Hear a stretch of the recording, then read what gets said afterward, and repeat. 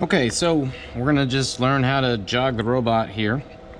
And as we take a look, all right, we have a fault here, servo 3 fault, very common fault that you're always gonna have to do in the lab, okay, and in lecture. We have the dead man here. Okay, there's 3 positions on the dead man. There's all the way in where it's not gonna function, all the way out where the robot's not gonna function. We have to be in the center position, so you can kind of here see it. You're gonna have to do this. You don't have to do both at the same time, just one side or the other. Okay, since I'm right-handed, I'm gonna hold the teach pen in my left hand. So while I keep the robot in the center position here, all right, you're going to hit shift and then reset.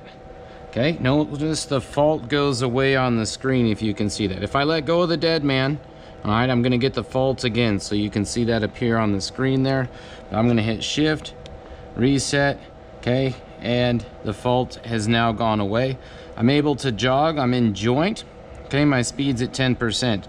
If I wanna turn my speed up, I'm gonna be down here on the teach pendant, so I'm gonna hit shift and up. Now I'm gonna be at 100%. Okay, so now, in order to move the robot, okay, I have to hold down shift and choose whichever axis I'm doing, all right? So if I wanna move it positive X or minus X, okay, you can kind of see the robot moving in the background. If we do that, all right, then we have Z, minus Z, plus C, all right, and then we can rotate all the different wrists so we can affect our yaw, pitch, and our roll as we do this, okay?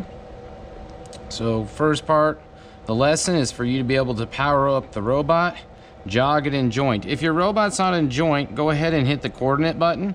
See how it toggles through each one of the jog frames up here. So world, tool, user, and joint. So we want to be in joint, okay? Remember, that's going to move based on angles. Speed's going to go real slow here if we move it. You can hardly even tell the robot's moving, so always turn the speed up, okay? And now it's going to move at a much better rate. All right, for us, okay, if you want to open and close the grippers, we've got tool 1 and tool 2.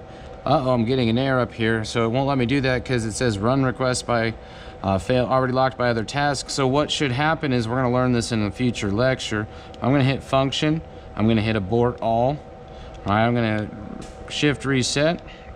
All right, and I should be able to open and close my grippers here by pressing tool 1 or tool 2. Tool 1 opens the grippers, tool 2 closes the grippers. Okay, so you guys can mess around with that. So that's part of the first lab, is being able to power the robot up, which we did, okay?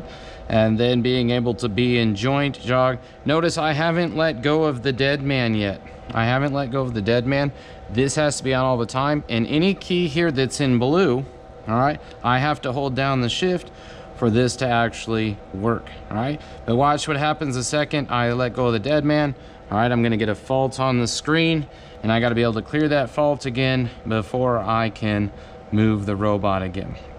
Also, in order to move the robot, the teach pendant, okay, has to be on, and the key down here, okay, has to be in T1, not in auto. It's the only way that you're going to be able to manually move the robot and record points as well.